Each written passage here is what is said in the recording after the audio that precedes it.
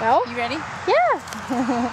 Okay, here we are. It's Publius 2, and we are here on Pine Hill Farm, the home of Hector St. John de Crevecoeur, where he settled here in the 1700s, and he wrote Letters from an American Farmer. Very interesting person. He was a map maker and a surveyor and a farmer. And in his book, Letters from an American Farmer, we want to talk a little bit about one chapter, which should be interesting to us, even in the 21st century here. Why would we be interested in somebody that wrote about America in the 1700s here? And he has a chapter entitled, What is an American? And if you think about it, why would he want to answer that question? Why, when you think about the definition yourself, what is an American? What do you think of? And I'll tell you what, Hector St. John recognized that what was happening here was unique in man's history, and that the definition of an American and America is going to be a unique place, and that we have a unique place on the world stage of human history for the people that had nothing, not for the entitled people, but for people that had nothing. And in What is an American, see, it tells me, when you read it, after you read it, you start thinking, how did we end up with a constitution that begins with we the people? Because this was a unique thing to happen. There were many rebellions happening at the time. So you're right, Phoebe, you learn there's not exactly at the same time. There's a French, the Russian Pugachev rebellion in Russia in the mid to late 1700s. There was rebellions in Britain, rebellions in Sweden. After our revolution, there was the French rebellion. How come they didn't end up with a constitution that started with we the people? Why did we end up with a constitution like that? And this is one thing that I think Hector tried to answer, because I forgot to get a cutter. Because what he saw here was people that formerly had nothing. They became self-educated. They had in the old country, they were like unwanted slaves with no ability to provide for their family, no ability to hold any property or any kind of dignity. With their children could be sold out from under them, and here they were able to work off their indentured servitude and become respected, own property, provide for their children. It was unheard of in human history. And Hector writes about this as he describes the society that was happening here. I'm going to put in one more string that's a little bit above so that they have something to climb on. See? Yep. Because they're going to grab on. That one can't quite make it. Mom, you never said what you were doing. Oh, we're stringing the peas. It's Mother's Day here, and we finished our Mother's Day duties, and so we're decided before dinner we'll string a few peas. Wow, it sounds like this is they're starting to get a little bigger. Yay! So they're growing. This is the organic side of the farm, and takes a lot of work to keep the weeds out. We have to do a lot of hoeing. You can see we have them on drip, so they get a little bit of water when it's dry.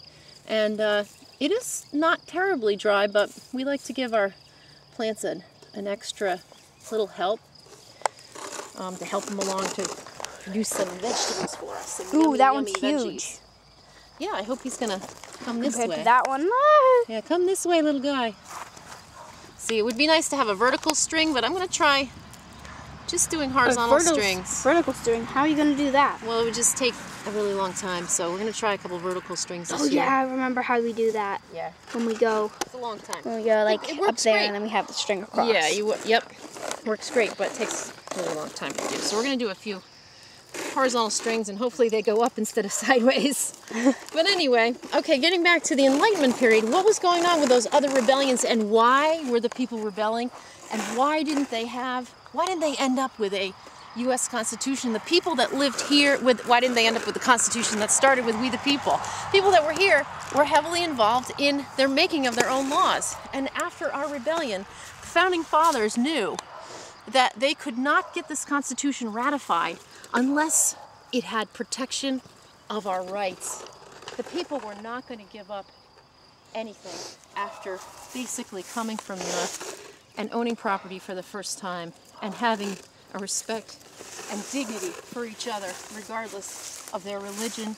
They didn't, as Hector says, here we regain the dignity of our species.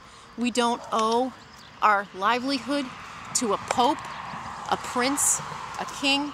You see, at the time period that he's speaking of,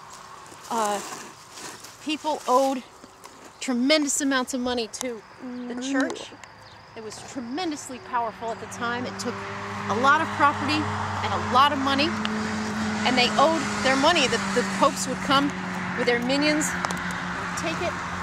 The people were subject. That's what the whole breakup of the church was about. It's not wanting to participate in the corruption, material participation in the corruption that was going on in the church. In the 1700s, the monarchies, I don't care which monarchy you look at, huge spending. And what is the outcome of that huge spending? You end up with taxation and unjust laws. You end up with plundering to keep the military paid, plundering of other countries, plundering of your own people. The people rebel, and in many cases, and in all cases except for ours, the people lose more than they gain. In the case of the disastrous rebellion in France, if you think about it, and this is one that we can take home with us, they ended up being plunged into 23 years of war because military dictatorships took over. In effect, the rebellions were put down by the monarchies, military all around the world. And we here were so, in the 100 years, we were so heavily involved in the making of our laws, we the people, that we, after our rebellion, ended up with a constitution that begins with we the people. And this is something that we should think about as Americans. When we see the Constitution being subverted by unjust laws, like take for instance progressive taxation.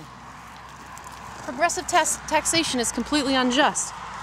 You're taking from one more than you're taking from another, or more percentage of what they have than another.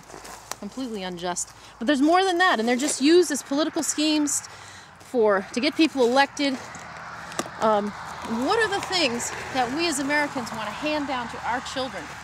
They're not material things.